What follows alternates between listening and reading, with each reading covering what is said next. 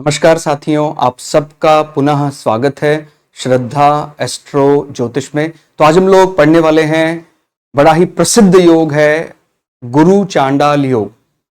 और मैं ये बात बिल्कुल स्वीकार करता हूं कि देश काल पात्र अनुसार जब फलित किया जाता है तो कई योगों का फलित अलग प्रकार से किया जाता है और वो हम स्वभाव में भी समझ सकते हैं। हमारे आसपास की जो परिस्थितियां हैं उसमें भी वो परिवर्तन आ जाता है। तो अगर जो योग में बात कही गई है वैसा ही समाज, माने जिस प्रकार से केवल आज से 500 साल पहले, 1000 साल पहले धर्म के नाम पर या पूजा पद्धति के नाम पर एक रूपता, एक ही जैसा सब दिखाई देता, तो माने ज्यादा विभेद नहीं थे। उस समय पर जब कोई अपने नैतिक मूल्य, अपनी पूजा पद्धति से बाहर जाता था तो वो सामाजिक दृष्टि से या संवैधानिक दृष्टि से, क्योंकि उस समय अनुसार जो भी संविधान रहा होगा वो बुरा माना जाता था। लेकिन देश काल पात्र अनुसार आज कलिकाल में जिस प्रकार का भी वातावरण, जिस प्रकार की भी पूजा पद्धतियों के लिए जो लिबरल सोच रखी गई है, उस अनुसार ये फलित अच्छा माना जाएगा, ये मैं बात स्वीकार करता हूं। लेकिन जब हम कुछ पर्टिकुलर रिलेशनशिप के साथ, हमारे कुछ संबंधियों के साथ या कुछ अंगों के साथ इसका संयोग होता देखते हैं तो वहां पर हमें एक ऋणात्मक पहलू भी दिखाई देता है। तो ऐसा सभी में, माने अगर किसी योग के कुछ नेगेटिव पॉइंट आज भी फलित में बताए जाते हैं तो उसका अर्थ ये नहीं है कि वो योग पूरी तरह गलत है। कई ऐसे अच्छे योग आपने सुने होंगे जहां कुछ कमियां रहती ही हैं। ठीक हो गया। तो मिसाल के तौर पर हम जानते हैं कि ग्रह यदि डेबिलिटेटेड नीच का होता है तो वो कमियां देता है, लेकिन कुछ स्वभाव में एक प्रकार ज्यादा झुकाव आ जाता है। व्यक्तित्व जो है वो थोड़ा जो शांति से रहने वाला, बहुत ज्यादा डोमिनेट करने वाला नहीं बनता। लेकिन जब ग्रह उच्च का या एग्जॉल्टेड हो जाता है तो वो अपनी चीजों को बहुत ज्यादा स्वाभिमान से रखता है, और जब स्वाभिमान बढ़ जाता है तो कई बार वो अहंकार का रूप भी ले लेता है। तो अपने को वहां जिस प्रकार से अच्छे योगों में भी कुछ कमियां छुपी रहती हैं, इसी प्रकार से देशकाल पात्र अनुसार जो मैं बात स्वीकार करता हूं कि आज के समय पर गुरु चांडाल योग के अच्छे परिणाम ज्यादा देखने में आते हैं। फिर भी कुछ एक कमियां हैं, वो हम डिस्कस करेंगे। कुछ खास लग्नों में इसको ज्यादा देखने में नोटिस किया जाता है। तो शुरुआत करते हैं। गुरु चांडाल योग का माने हम इसको ऐसा भी कह सकते हैं, जो हम जिसको बोलते हैं एक हमारे पूजा पद्धति। यहां पर मैं क्लियर करना चाहूंगा, यहां पर अभी धर्म का मतलब हम कोई ऐसा नहीं कह रहे। जैसे आप समझ रहे हैं, जब गीता में धर्म की बात की जा रही है तो वहां पर अर्जुन और कर्ण दोनों वैसे सनातन पूजा पद्धति का पालन करते, लेकिन फिर भी दोनों का व्यक्तिगत धर्म अलग अलग है। तो ये बात समझनी है अपने को कि किस परिप्रेक्ष्य में मैं ये शब्द धर्म इस्तेमाल कर रहा हूं। कर्तव्य परायणता, ठीक हो गया। तो जब कोई चली आ रही मान्यताएं हैं, उस मान्यताओं के प्रति मेरा झुकाव है, मेरा समर्पण है, तो मैं उस धर्म में अच्छे से, माने मेरी कर्तव्य परायणता। और अगर धर्म ग्रह के साथ कोई छद्म ग्रह आ जाता है, अब फिर मैं क्लियर कर रहा हूं, छद्म का इस्तेमाल जीवन में बहुत सी ऐसी चीजें हैं जो व्यक्ति करे बिना नहीं रह सकता है। कई अच्छे कर्म हैं जहां पर छद्म का इस्तेमाल किया जा सकता है। अब छद्म जीवन के बहुत पक्षों में, हम कई दफा छद्म यानी एक प्रकार से रूप बदल कर या रूप को छुपा कर ऐसा करते हैं। मतलब सेना में भी आप इस्तेमाल करते हैं छद्मावरण, रूप बदल लेना, रूप को वातावरण अनुसार ढांप लेना ताकि सामने वाला शत्रु ना देख पाए। अब उसको कोई कहेगा भाई ये तो तुम ऐसा क्यों कर रहे हो, खुले में आओ ना, ऐसा नहीं होता है। सब अलग अलग परिस्थितियों अनुसार युद्ध लड़ा जाता है। तो कई युद्ध में भी, और ऐसा हमारा रूटीन में भी कई दफा हम अब छोटा बच्चा है, उससे कुछ बात अलग प्रकार से अगर की जा रही है, उसका अगर आयु कम है, उसको अभी एनाटॉमिकल नॉलेज नहीं है तो कई दफा हम छद्म का इस्तेमाल करते हैं उसके भले के लिए। जब उसकी आयु वहां तक पहुंच जाएगी तो फिर हम उसको सत्य बता देते हैं। तो हम जो बात कर रहे हैं, धर्म की विजय केवल सत्य बोलने मात्र से नहीं है।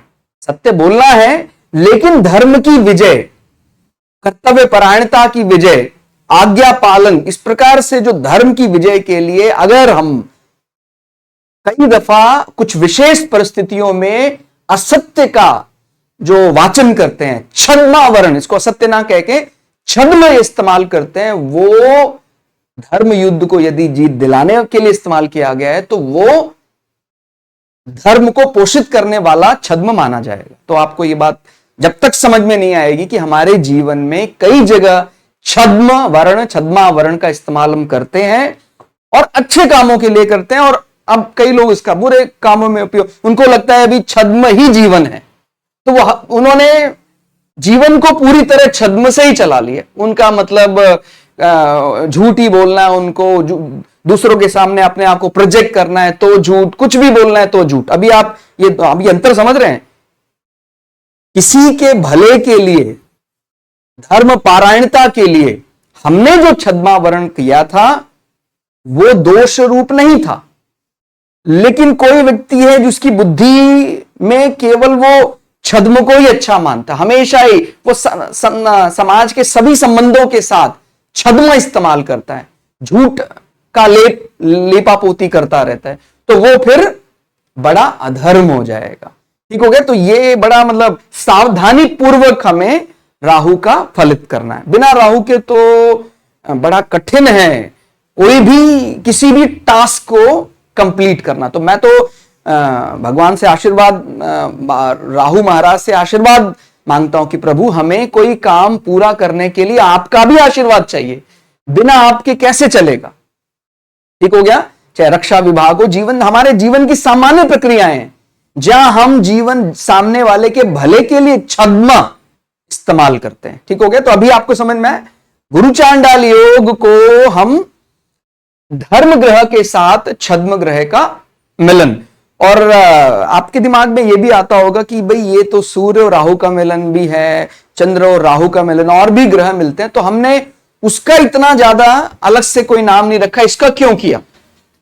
क्योंकि जो फाइनली जब हम बात करते हैं हमारे एथिक्स, हमारे मोरल वैल्यू, नैतिक मूल्य, पहले से ही हमारा लग्न चार्ट बहुत ज्यादा डगमगाया हुआ है, बड़ा ज्यादा लग्नेश की स्थिति, राशि स्वामी की स्थिति बड़ी ज्यादा डावाडोल है, और उस पर भी गुरु चांडाल योग आ जाए तो फिर व्यक्ति अपने एथिक्स, अपने मोरल वैल्यू को ढंग से एग्जीक्यूट नहीं कर पाता, उनका सत्यापित नहीं कर पाता, अपनी बातों का वो उन पर कायम नहीं रह पाता है। तो केवल उस एंगल से हम गलत मान रहे हैं। लेकिन यदि कहीं वो उस पर्टिकुलर लग्न के लिए वो बृहस्पति बली है और फिर वहां राहु का इस्तेमाल है, तो वो उस बली बृहस्पति उसमें थोड़ा सा छद्मावरण मिलाकर भी जयी हो जाएगा, जीत हासिल कर लेगा।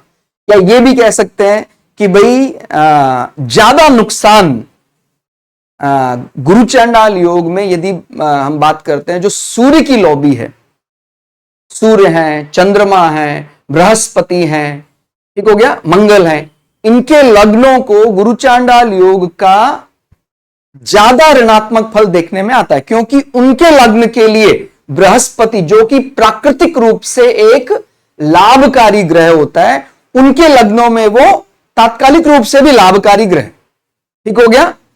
तो यदि वो जो तत्काल यानी फंक्शनल बेनिफिक प्लैनेट होकर राहु से कहीं पीड़ित होकर त्रिक भाव में आता है, तो ज्यादा नुकसान उठाना पड़ सकता है। लेकिन यदि कोई लग्न है, शुक्र के लग्न है, तो उनमें यदि वो कुछ फंक्शनल मैलेफिक यानी तात्कालिक रूप से उसके पास एक क्रूर एजेंडा भी है, तो वो उन, चाहे माने त्रिक भाव कह लें, आप तीसरा भाव कह लें, तो वो भाव होकर जब वो गुरु चांडाल योग बना रहे हैं, तो मुझे लगता है कंपैरेटिवली, तुलनात्मक दृष्टि से ज्यादा अच्छा माना जा सकता है। लेकिन जो मैंने सूर्य की लोबी की बात की, यदि सूर्य की लोबी में यानी सूर्य, चंद्रमा, मंगल और बृहस्पति के लग्नों में वो अपने घर में बैठा हुआ है, अपने मित्र के घर में बैठकर बृहस्पति है, साथ में राहु महाराज काफी ज्यादा डिग्री गैप के साथ हैं, तो अंततो गत्वा वो छद्म का इस्तेमाल धर्म की जय के लिए कराने में कामयाब हो जाएंगे। ठीक हो गया। लेकिन जो संबंधित भाव है, जिस भी संबंध में गुरु चांडाल योग बन रहा है, यह भी बात हमें ध्यान देनी है कि किसी के भी चार्ट में अगर गुरु चांडाल योग बनता है और बहुत क्लोज है, तो गुरु जो कारक है हमारे शरीर के अंगों में, जैसे हम चर्बी के साथ जोड़कर देखते हैं, फैट के साथ, और तो ऐसे विषयों के लिए भी विकार उत्पन्न कर सकता है यदि बहुत क्लोज है। ठीक हो गया। तो गुरु राहु का संबंध लीवर में कुछ ऐसी उसका लीवर में जो पित्त रस है, बाइल जूस है, उसमें कुछ समस्या हो सकती है। उसका शरीर का जो आप समझते हैं पीएच, जिसको बोलते हैं बेसिक नेचर, वो गड़बड़ा सकता है, क्षार घट जाएगा, इस कारण से एसिडिटी शरीर में ज्यादा हो जाएगी। ठीक हो गया। तो इस प्रकार की समस्या ने पाचन संबंधी समस्या, जिसका मूल कारण यकृत, लीवर, जिसको जिगर भी कह देते हैं, वो बन सकता है। और अगर उस पर्टिकुलर कुंडली में पंचम भाव, पंचमेश भी प्रभावित है गुरु चांडाल योग के साथ, या गुरु चांडाल योग प्रथम, पंचम, नवम में बन रहा है, तो भी हम ज्यादा नोटिस करते हैं कि लीवर डायरेक्शन की समस्याएं ज्यादा होती है। ठीक हो गया। क्योंकि आप समझते हैं गुरु और राहु दोनों ही 5वीं और 9वीं दृष्टि रखते हैं, तो अगर 1, 5, 9 में कहीं भी बैठेंगे तो 5वें भाव को, जो स्टमक हाउस है, उसको प्रभावित करेंगे ही करेंगे। ठीक हो गया। तो आपको ये मतलब इन जनरली हम जब बात करते हैं देश काल पात्र अनुसार, आपको ये समझ में आया, आज के समय अनुसार गुरु और राहु का मिलन अच्छा माना जाएगा। व्यक्ति एक ब्रॉड सोच रखता है। ठीक हो गया। पूजा पद्धति को लेकर एक ब्रॉड, बड़ी सोच रखता है। मैं फिर वही बात बता रहा हूं, ये जो भी प्रक्रियाओं में परिवर्तन आता है, ये हरी इच्छा, ईश्वर की इच्छा से होता है, इसीलिए इसको सहर्ष स्वीकार करना चाहिए। ठीक हो गया। ठीक है, हमें कुछ बातें बुरी लगती हैं, लेकिन हमें ऐसा मन में सोच के भाई वो युग अच्छे थे, ये युग खराब है, ऐसा नहीं करना। ठीक हो गया। वो तो ईश्वर की आज्ञा से कलिकाल आया है, तो उस समय पर केवल कलिकाल में केवल सत्संग करने मात्र से ही वो फल प्राप्त हो जाता है, जो गहन वन में, जंगल में घोर तपस्या करके प्राप्त होता है। तो फिर कितना बड़ा है, मतलब इसकी श्रेष्ठता भी तो देखें ना आप। ठीक हो गया। तो गुरु राहु का मिलन गुरु चांडाल योग कहा जाता है, और वो किसी भी भाव में मिलेगा तो जो संबंधित रिलेशनशिप है उस पर भी बुरा असर डाल सकता है। जैसे नवम भाव मैंने यहां पर इसलिए लिया, आप समझते हैं कि कालपुरुष की कुंडली में राहु माने जो बृहस्पति की जो मूल त्रिकोण राशि है वो धनु है। अब धनु में बृहस्पति बैठे, यहां रहो बेटे, तो ये नवम भाव पिता के लिए माना जाता है। तो पिता जो है वो थोड़े छद्म का इस्तेमाल ज्यादा कर सकते हैं। ठीक हो गया। अगेन मैं क्लियर कर रहा हूं, ये छद्म देश काल पात्र अनुसार आज के समय बुरा नहीं माना जा सकता है, लेकिन यह प्रवृत्ति देखने में आ सकती है।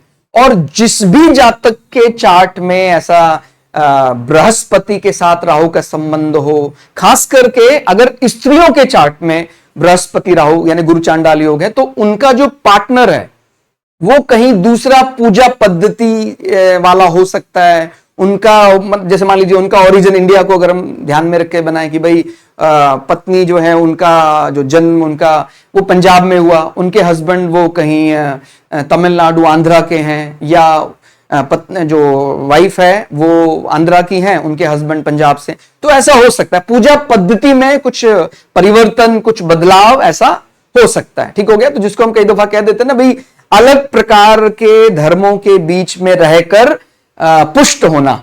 हालांकि ये शुक्र और राहु के साथ जो कंजंक्शन होता है उसमें भी कई लोग इसको जोड़कर देखते हैं, लेकिन ये जो स्त्रियों की कुंडली में विशेष रूप से, क्योंकि स्त्री की कुंडली में बृहस्पति को पति का कारक ग्रह भी माना जाता है, तो यदि जब वो राहु से इंस्पायर होता है, बहुत क्लोज कंजंक्शन में होता है, तो पूजा पद्धति में कुछ अंतर संभवतः देखा जाता है। ठीक हो गया। तो आप ये भी समझ सकते हैं कि हमारा जो भी पूजा पद्धति है उसमें एक बाहरी दखल देखने में आता है जब हमारे चार्ट में गुरु चांडाल योग होता है। ठीक हो गया। तो हो सकता है भाई हमारा व्यापार में फॉरेनर्स के साथ हमारा लेन देन है, तो ये राहु यानी एक अलग प्रकार की पूजा पद्धति के बारे विचार आ जाता है। ठीक हो गया। तो धर्म ग्रह के साथ छद्म ग्रह का मिलन, और मैंने उसको समझा दिया आपको कि ये कब धनात्मक है और कब ये ऋणात्मक हो सकता है। ठीक हो गया। बृहस्पति अपनी संस्कृति पूजा पद्धति की बात अधिक करता है। तो यहां पर एक बात और समझने वाली है, जैसे हम बोलते हैं ना भाई ग्रह का बल बहुत ज्यादा होता है, और मैंने जो बात आपको बीच में रह गई थी कि सूर्य राहु के मिलन को तो नहीं बताया गया, चंद्र राहु के मिलन को तो नहीं बताया गया, क्योंकि बृहस्पति ओवरऑल हमारी कुंडली का बहुत बड़ा जो हमारा कैरेक्टर को कह ले, हमारे आचरण को कह के वो चलता है। तो यदि हमारे कुंडली में कहीं कुछ ऐसा बड़ा दोष दिखाई दे रहा है और अगर साथ साथ बृहस्पति भी पीड़ित है तो फिर हम थोड़े असमंजस में पड़ जाते हैं। लेकिन यदि बृहस्पति बोलते हैं ना लग्न में बिना किसी दोष के बैठे हुए हैं, तो कुंडली में इधर उधर कहीं भी कुछ ऐसा दोष है उसको इग्नोर कर सकते हैं। जो हमारी नैतिक मूल्यों के लिए जो रिस्पॉन्सिबल, सबसे ज्यादा रिस्पॉन्सिबल प्लैनेट है वो बृहस्पति है। किसी भी लग्न के लिए जो हमारा भाई मैंने कोई मन में कोई गलत विचार लाया है मेरे संबंधों को लेकर, एक्स्ट्रा मैरिटल अफेयर्स को लेकर, वो गलत विचार आने पर भी वो एग्जीक्यूट नहीं होने देगा। यदि माने सातवां भाव पीड़ित है, सातवें भाव का कारक ग्रह शुक्र भी पीड़ित है, उसके बावजूद भी यदि बृहस्पति बचा हुआ है तो वो क्रियान्वित नहीं होने देगा। अभी आपका क्या है, जो मैंने बात अभी बताई कि यदि सातवां भाव पुष्ट है, शुक्र बली है, बृहस्पति पर राहु का प्रभाव है, तो उसको फिर दूसरे दृष्टि से समझना है कि हमारा जो पार्टनर होगा उस पर कुछ अलग धर्म का इंप्रेशन, उसकी पूजा पद्धति का प्रभाव, वो दूसरे क्षेत्र का पूजा प्रणाली ऐसा हो सकता है। ठीक हो गया। तो ये बृहस्पति जो है वो सबसे ज्यादा नैतिक मूल्यों की बात करता है। तो डगमगाते कब है नैतिक मूल्य? जब हमारा लग्नेश, हमारे लिए जो फंक्शनल बेनिफिट प्लैनेट है, सब बुझे हुए हैं। तो हमें किससे सबसे ज्यादा उम्मीद रहती है? तब बृहस्पति से। अब पता लगा सारे बुझे हुए थे, बृहस्पति भी पीड़ित हो गया, तो फिर हमारा जो कर्तव्य परायणता है, डेडिकेशन टू वर्क है, वो फिर असमंजस में आ जाएगी। फिर व्यक्ति निश्चित रूप से कहेगा कुछ, करेगा कुछ। लेकिन अगर आपका लग्नेश बली है, आपका राशि स्वामी बली है, फिर गुरु चंडाल योग आ रहा है, आपको बिल्कुल परेशान होने की जरूरत नहीं है। तो ये समझना पड़ता है ना भाई, अभी रिस्पॉन्सिबिलिटी किसको मिली हुई है, पहले रिस्पॉन्सिबिलिटी किसको मिली हुई थी। अब ऐसा तो नहीं है कि हर बार दारो मदार एक ही ग्रह पर रहेगा। ठीक हो गया भाई, हमारा लग्नेश हमारे लिए बना है, चाहे वो किसी भी लग्न का है, वो ओवरऑल सारे बुरे कर्मों से बचा सकता है। ठीक हो गया। बृहस्पति नो डाउट बहुत शुभ है, लेकिन जब हम आपने देखा होगा शुभता में बात करते हैं तो एक कदम आगे निकल गए हैं शुक्र। ठीक हो गया। तो कई विषयों में यदि शुक्र एकदम निर्दोष है, आपके चार्ट में गुरु चंडाल योग है, कोई दिक्कत नहीं, आप धर्म के प्रति ज्यादा लिबरल सोच रखेंगे। ठीक हो गया। तो बृहस्पति अपनी संस्कृति पूजा पद्धति की बात अधिक करता है। तो अभी जो मैं बात यहां और आपको बताने जा रहा था कि यदि बृहस्पति ज्यादा डोमिनेट करने लग जाए देश काल पात्र अनुसार, तो व्यक्ति कई दफा केवल माने देखिए अपनी पूजा पद्धति में हमें बहुत ज्यादा स्वाभिमान होना चाहिए, लेकिन मेरी ही पूजा पद्धति अच्छी, बाकी कोई पूजा पद्धति अच्छी नहीं है, मुझे धर्म का पालन करना है। ठीक हो गया। ना कि दूसरे को करवाना। धर्म पालन करने का विषय, ना कि पालन करवाने का विषय।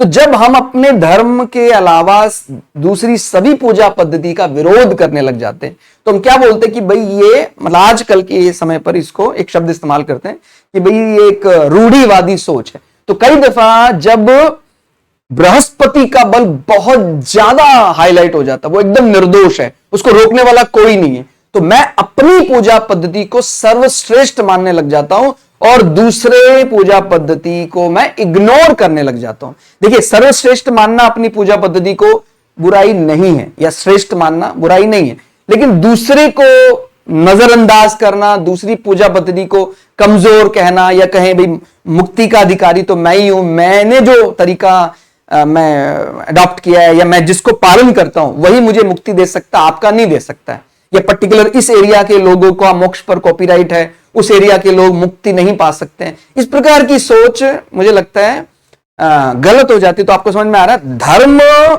पालन करने का विषय, अहंकार करने का विषय नहीं। तो जब कुछ ऐसी प्रवृत्ति आ जाती, मैं अपने पूजा पद्धति, ईश्वर मेरा है तेरा नहीं है मेरा है, इस प्रकार की जो विचार है ये भी जिसको आज कुछ मामले में गलत तरीके से भी देखा जाता है। तो बिल्कुल ये बात हमें देश काल पात्र अनुसार ही फलित करनी होगी। लेकिन जैसे मैंने बोला 1000 साल 2000 साल पहले तात्कालिक परिस्थिति पर विचार करके, संवैधानिक प्रक्रियाओं पर विचार करके ही फलित किया जाता था। भाई वैसा ईश्वर की इच्छा से जैसा हम लोगों ने तय किया था वैसा राजा था, वैसा संविधान था। तो वो परिस्थिति अनुसार, मतलब पूजा पद्धति के नाम पर यदि केवल एक पूजा पद्धति है तो उस समय पर बंटवारा, उस समय पर अलग अलग पूजा पद्धति बनाना अच्छा नहीं माना जा सकता होगा। लेकिन आज के समय पर जब सबको अलग अलग पूजा पद्धति करने का, बनाने का, मानने का छूट है, तो उसमें तो ये फेवर ही कर रहे हैं ना गुरु चांडाल योग। तो आपको ये बात समझ में आई। तो राहु दूसरी संस्कृति, दूसरी पूजा पद्धति की बात अधिक करता। तो आपको यह भी समझ में आ गया होगा कि आज के समय पर foreign land, foreign people, foreign investment term बुरा नहीं माना जाता है। यदि आज के समय पर चंद्रमा, लग्नेश 3, 9, 12 से संबंध बनाते हैं तो हम उसको अच्छा बोलते हैं कि भाई आपका संबंध विदेश में कमाने से, विदेश में काम करने से है। तो राहु वो दूसरी सभ्यता, संस्कृति की बात करता है। तो यदि गुरु चांडाल योग है तो वो इनडायरेक्टली आपको इंस्पायर करता है दूसरी सभ्यता, संस्कृति लोगों के बीच रहने का। आप इजीली टैकल कर सकते हैं। ठीक हो गया। आपका जन्म हो सकता है सनातन परिवार में हुआ, पूजा पद्धति आपकी अलग प्रकार की, आप दूसरों के बीच में जिनके पूजा पद्धति अलग है उनके बीच भी बड़ी आसानी से एडजस्ट कर सकते हैं, आपको कोई दिक्कत नहीं होगी। तो ये अभी आपको क्लियर हो गया होगा। बृहस्पति यदि लग्नेश का मित्र है तो राहु के साथ होने पर भी धर्म पूजा पद्धति का इस्तेमाल जातक के लाभ के लिए ही करेगा। अभी ये बात थोड़ा समझनी है। बृहस्पति क्योंकि लग्नेश का मित्र है, ठीक हो गया, और बली भी है, ये ध्यान रखना, क्योंकि बृहस्पति का एजेंडा जो रहेगा वो फंक्शनल बेनिफिट और वो बली है। जैसे हमने जो उदाहरण लग्न लिया कि मेष लग्न में वो नवम भाव का स्वामी है, उसकी मूल त्रिकोण राशि है, तो वो नवम भाव का स्वामी होकर लग्नेश का मित्र है, अपने घर में ही बैठा हुआ है, ये एग्जॉल्टेड है। अब यदि गुरु चांडाल योग आता तो जो बृहस्पति को काम मिला हुआ था, बृहस्पति को काम मिला हुआ था, बढ़िया लक्ष्मी त्रिकोण भाव के लिए काम मिला हुआ था, तो वो लैंडलॉर्ड अपने घर में बैठा हुआ है, सबसे ज्यादा लैंडलॉर्ड की ही चलेगी। और अगर इसमें थोड़ा सा एक सपोर्ट और मिल जाता कि भाई राहु साथ में जरूर बैठा हुआ है, लेकिन ये ऐसा मान लीजिए कि जैसे बृहस्पति 5 डिग्री में है और राहु महाराज 22-23 डिग्री में है, तो एक कमरे के 2 अलग अलग कैबिनों में बैठे हुए हैं, कोई समस्या नहीं है। यकीन मानिए धर्म की जय के लिए वो छद्म का इस्तेमाल बेहतर कर सकता है। ठीक हो गया। जिसको हम कई दफा एक वर्ड इस्तेमाल करते हैं, डिप्लोमैटिक टॉक। डिप्लोमैटिक टॉक में यानी डिप्लोमैटिक जो वार्तालाप होती है उसमें सारी बात सत्य नहीं होती, वो राष्ट्र अनुसार देखा जाता है या कंपनी की पॉलिसी अनुसार देखा जाता है कि कंपनी के लिए या किसी राष्ट्र के लिए जो सही है वो सामने रखा जाएगा। अब सामने वाले को एक्सेप्ट हो या ना हो, तो ये डिप्लोमैटिक टॉक करने में राहु एक्सपर्ट है। इसलिए राजनीति का प्लैनेट बोलते हैं, नॉट राजा का प्लैनेट। ठीक हो गया। ये एक गलती है। राजनीति का ग्रह राहु कहा जाता है, लेकिन राजा का ग्रह सूर्य कहा जाता है।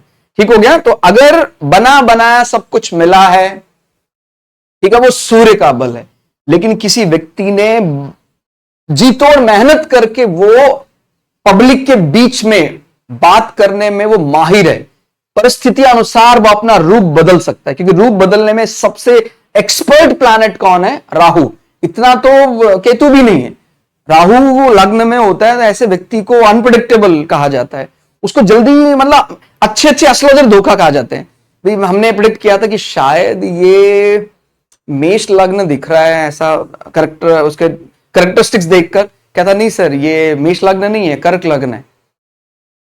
क्योंकि लग्न का राहु है, वो रूप बदलने में एक्सपर्ट हो, तो थोड़ा सा बड़े बड़े ज्योतिषी भी एक बार असमंजस में पड़ जाते, भाई ये वाकई समझ में नहीं आ रहा है। जैसा चाहे रूप बदल सकता है, लेकिन आपको ये भी पता होना चाहिए कि कोई, जब आपने शायद पुराणों में या महाभारत रामायण आदि में देखा होगा कि राक्षस रूप तो बदल लेता है, वो देवता का भी रूप बदल लेता है। तो आपके दिमाग में आता होगा कि जैसे शूर्पणखा ने, आपने रामायण में देखा होगा कि वो एक देवी का रूप धरकर वो भगवान राम के पास निवेदन लेकर गई कि भाई आप मुझे स्वीकार करें। तो आपके मन में आ रहा होगा कि जब वो इतने सुंदर देवी का रूप रख सकती हैं तो वो देवी के रूप में ही क्यों नहीं रहती हैं, इतना सुंदर रूप है।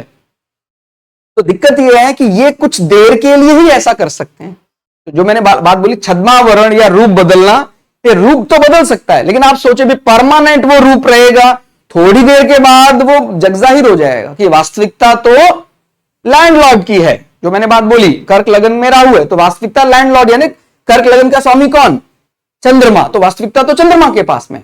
ऐसे मेष लग्न में राहु, तो ऐसा लग रहा है राहु कुछ कर रहा है, लेकिन वास्तविकता किसके पास है, मेष लग्न यानी मंगल उसका स्वामी है। तो यह ध्यान रखना है कि राहु रूप तो गुरु जैसा भी बना लेगा, कमांडर जैसा भी बना लेगा, अटैक भी कर देगा, गुरु जैसा वो शिक्षित भी कर देगा, प्रणय निवेदन भी लेकर चला जाएगा, लेकिन वो थोड़ी देर करने में ही वो सक्षम है। उसको आप बोले वो परमानेंट ऐसा कैसा रहे, कहता ये बड़ा मुश्किल है मेरे लिए, टेढ़ा है।